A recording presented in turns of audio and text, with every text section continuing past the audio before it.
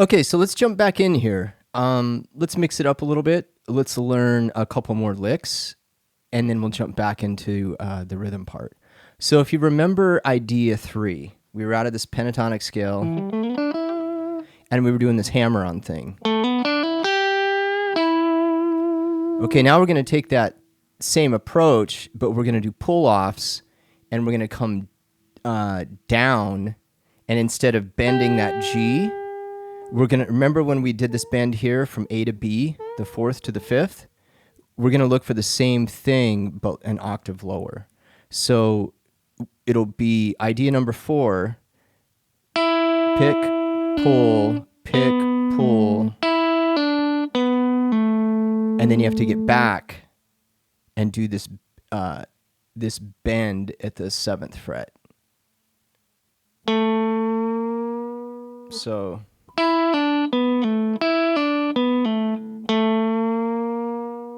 and it's, I bend, towards the floor.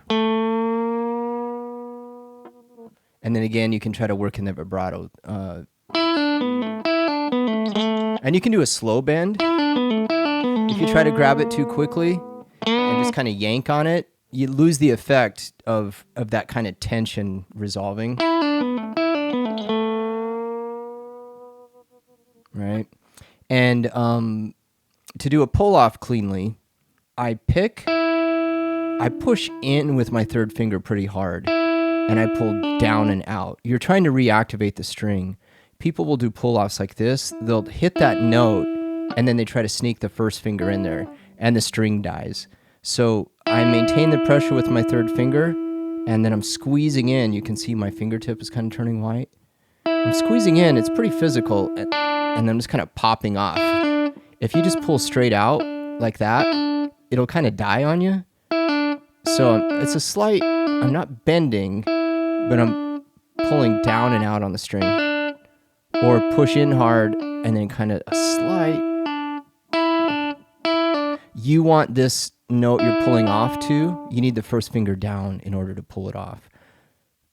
No pun intended, but to pull off the lick, to make it work. So my 1st finger's down firmly, so you have something to pull off too. So the lick will go like this.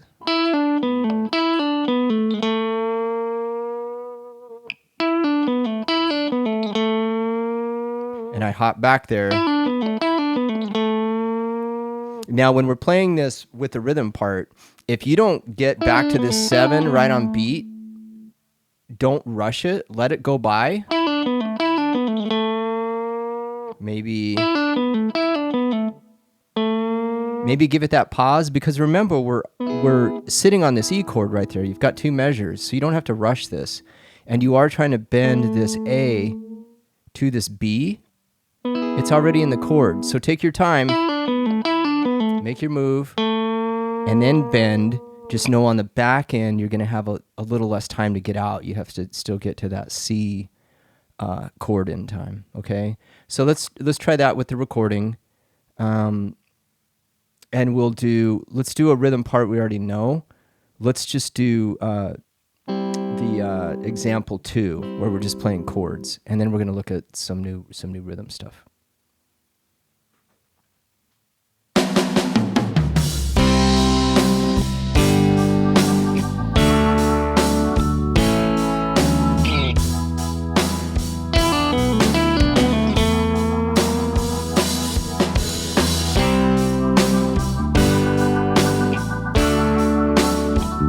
Pull off hard.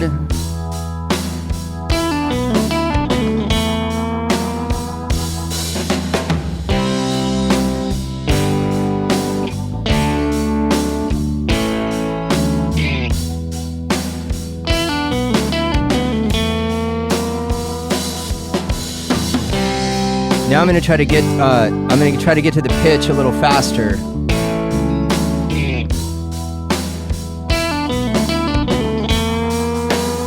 And then apply the vibrato. So you can play around with how much time it takes for you to get to that pitch.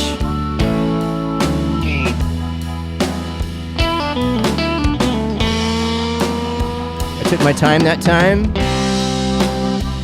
Now I'll try to get there a little faster.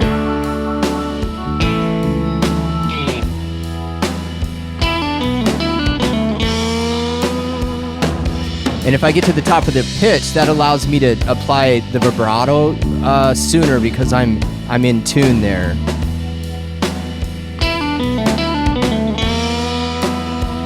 That time I kind of jerked it and then slowed down. That's how much wiggle room you have. Like, the tension is a cool thing. Don't rush to the pitch. Just don't be behind and like don't be flat, and then try that vibrato.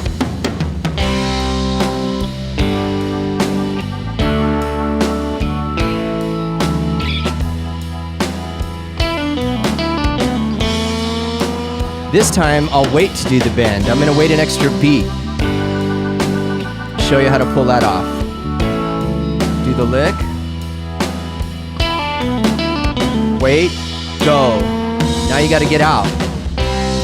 So you can play around with that too. You don't have to get to that bend so fast.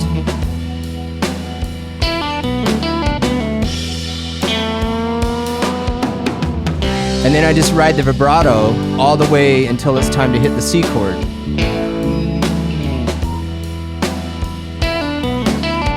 Wait, go.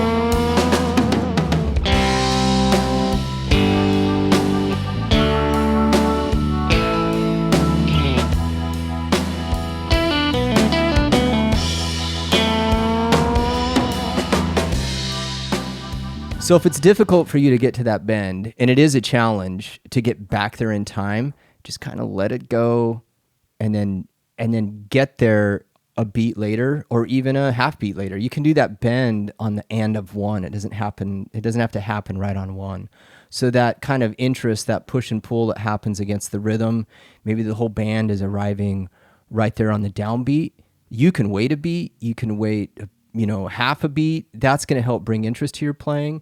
But this goes back to what we were talking about, being able to massage these ideas and move them around and play with phrasing.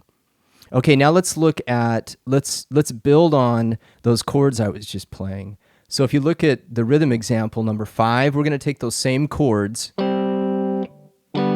right? But we're going to bring in another Hendrix technique here, and this is used in a lot of music, but different styles of music. But Hendrix likes this, that kind of, especially with a wah pedal, where it causes some interest and some rhythmic movement by just muting the strings. So if you just mute the strings with your hand, don't push into the strings, you're just touching them lightly. You're not squeezing, you're not trying to create pitch. You're just kind of killing the strings so you can smack it with a pick. And sometimes I mute depending on what I'm playing. Like if I'm up here doing that C chord we talked about, I still bring these fingers across. Because if you're getting really wild with the right hand, you want to cover all of the strings so you can smack them. So even if I'm playing this C chord, and see how I'm kind of relieving pressure there? When I relieve the pressure, I'm still staying in contact with the strings. I'm not pulling away and coming back. That creates problems with the mute with the right hand. Now I've got all these open strings ringing. So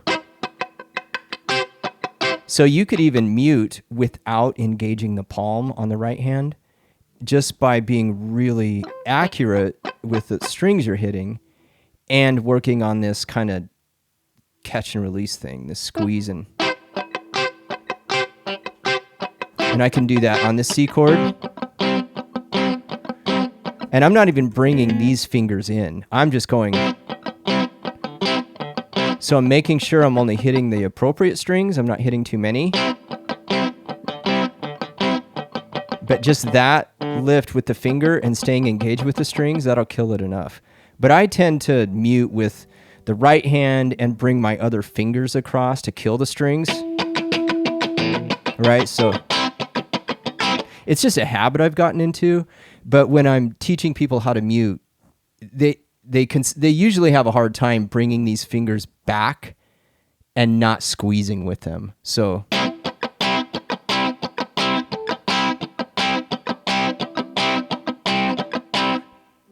you don't have to do that full thing as long as you're doing this.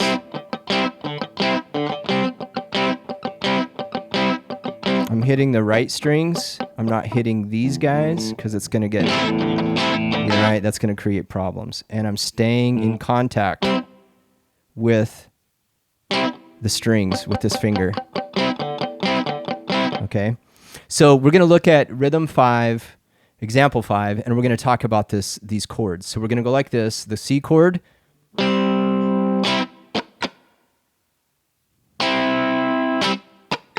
and I'm going to use that muting time to get to my G chord. D, A. So I don't want to hang out here. See how I just moved? I'm not doing this. Hang out there. Oh man, I got to get to G. Hang out there. Oh, I got to get to D. I'm using the mute time. Because as long as you're muting with the fingers, you can do this anywhere. Chord, chord, move. See how I got the clicks and my left hand was moving?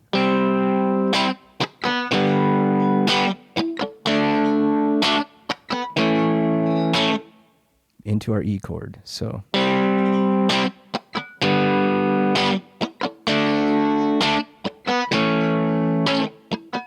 just look for an E. We're going to do that a little bit, and then we won't play any licks, and then we'll bring in some of those lick ideas. Okay, here we go. Example 5.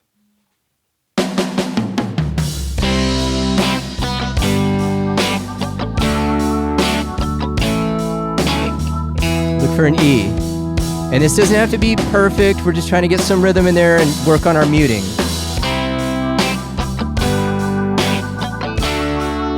If the muting is hard, just play the chords. Just don't worry about every mute. Maybe do every other one like this.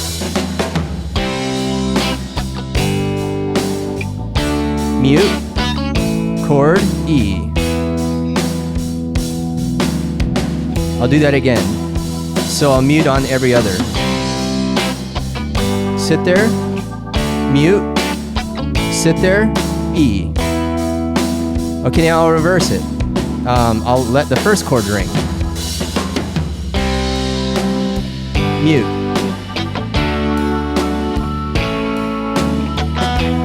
See that mute getting on the back end though, into the chord? That's pretty tight. So you might want to sit that out.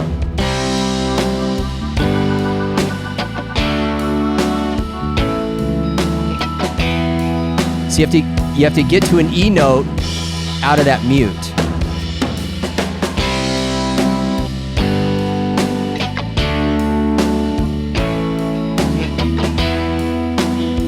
That's why I left space before the lick, so you have 2 beats to decide. Now we're going to go to how it's written.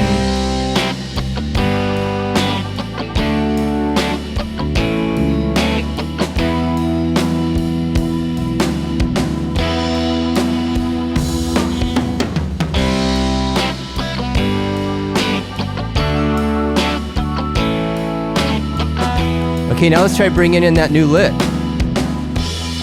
Idea number 4.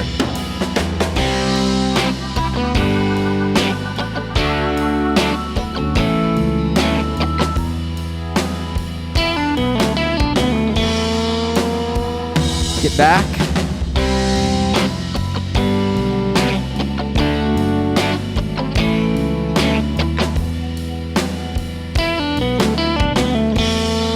So we're trying to use the cover of the E chord, the first 2 beats, the rest. So we get the mute in, and then rest, lick.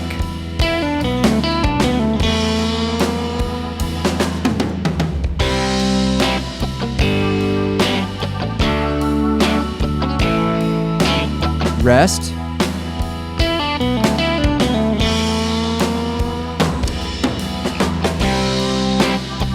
Now I'll wait on that bend.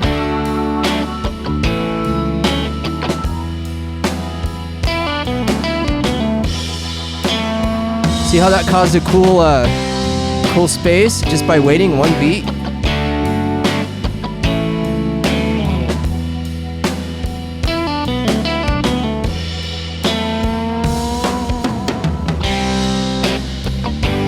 Now I'll go back to how it's written.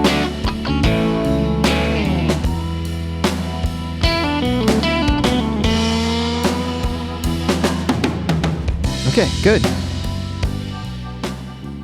So let's move on here. Now let's look at example 6.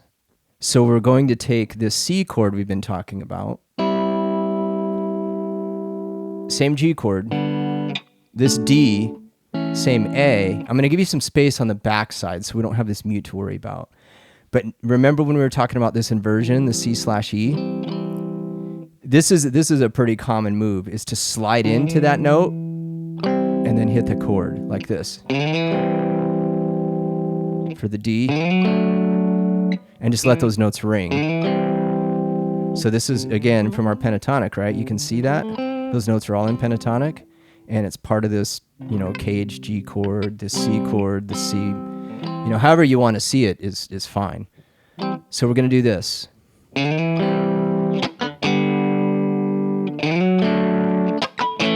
So I'm doing that mute and then sitting on the G chord and the A chord. So that gives you time to get into the lick, okay? So it'll be this. 1, 2.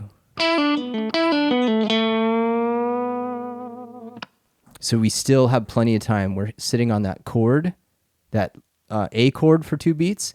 If you have to get out of that chord, you don't have to sit there for the whole 2 beats. You can just do it for 1 beat. Give yourself 3 beats to get into the next chord. Like, it's just about getting off the A, getting into the lick. You don't have to sit on that chord for 2 beats, but you want to know that the chord lasts for 2 beats. Okay, let's try this new rhythm with the recording, with the track. So this is example 6.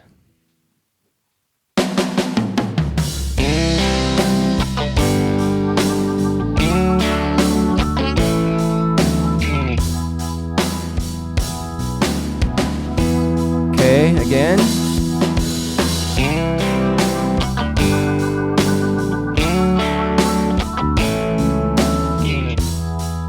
So I'm keeping pressure on my 3rd finger when I slide into it.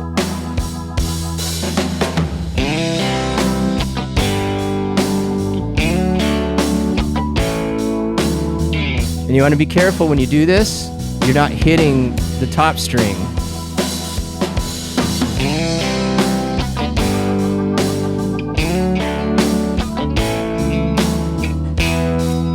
Now let's bring in lick idea number 1. You already know this one.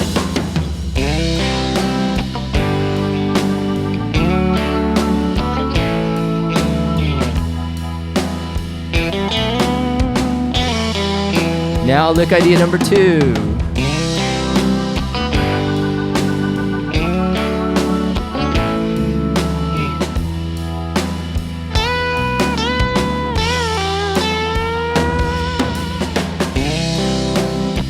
Lick number 3.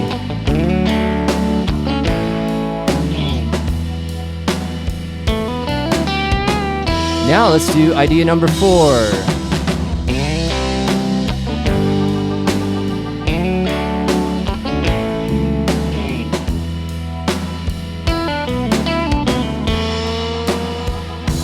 Again.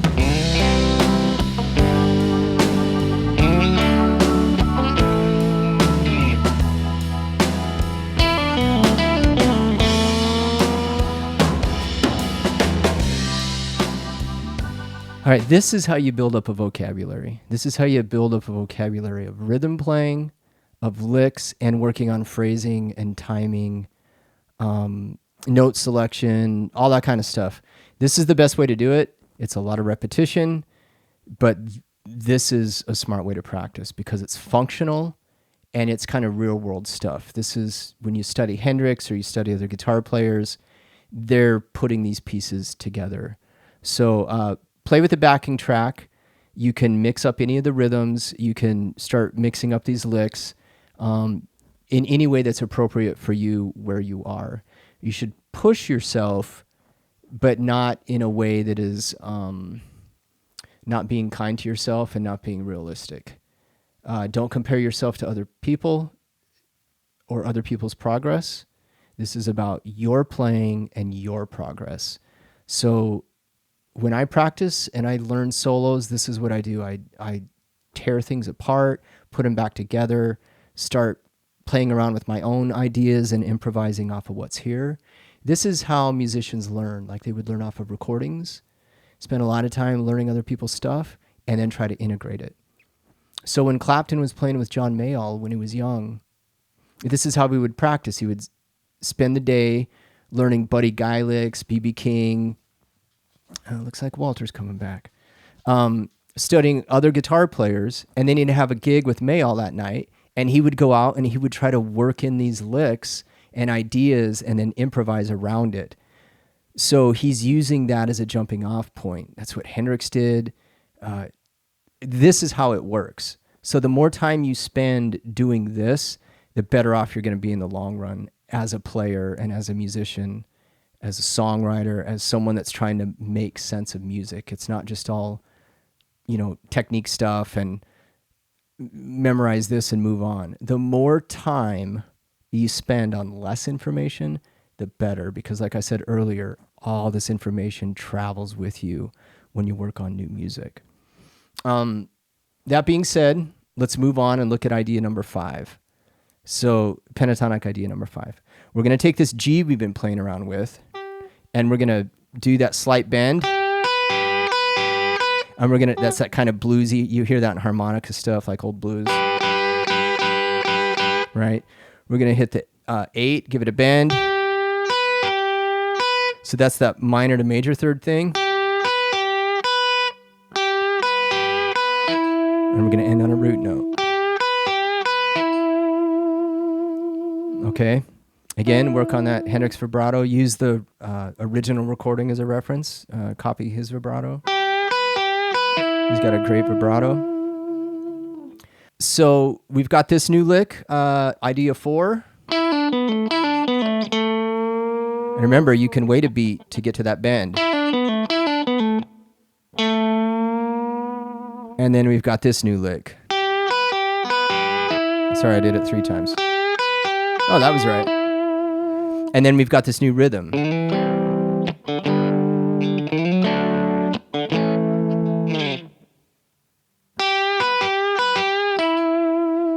So let's try that with the recording, and we might bounce around with some rhythm stuff and mix up some of these licks. But let's stick with example 6 for the rhythm for now, and then we'll mix up some of the licks. But then we're going to move on and learn a new rhythm.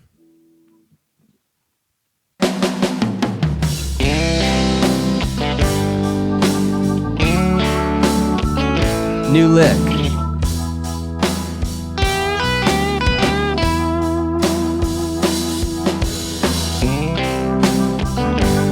Now, if you've got the time, do more of this.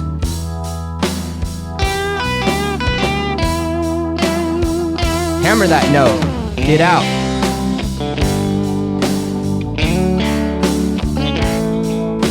Play more. Get out. Back to the original idea.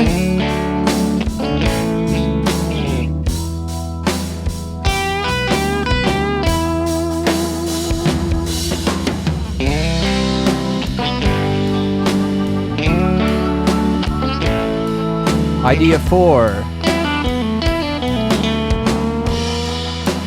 Now let's hit that bend a couple times.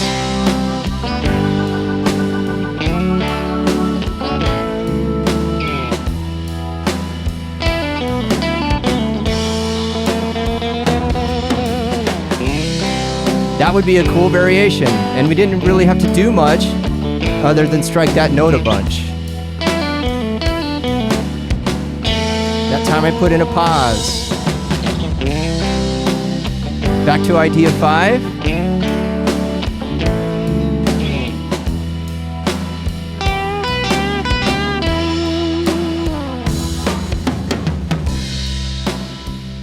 All right, now let's try that at the faster tempo. So this muting thing and the sliding into the chord, I think this is going to be more challenging than a lot of the licks.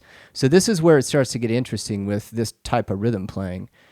What constitutes, what is lead, what is what's playing fills. If it's not a big solo and you're kind of walking that line, I don't know, is that always like considered rhythm?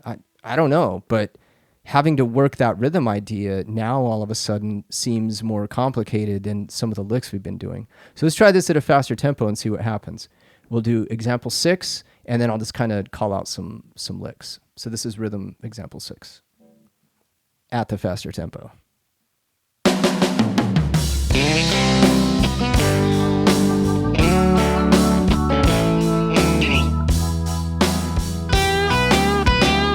Let's do that a couple times.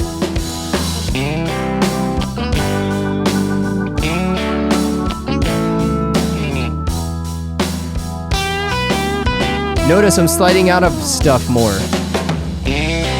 That's a Hendrix thing. These big dramatic string slides like that. And that kind of slide off to nowhere.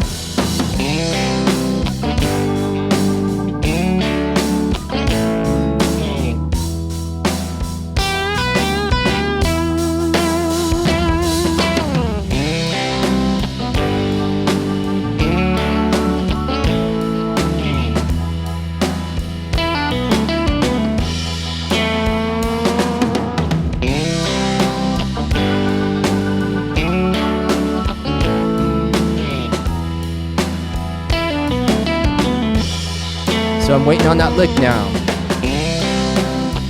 Idea 5.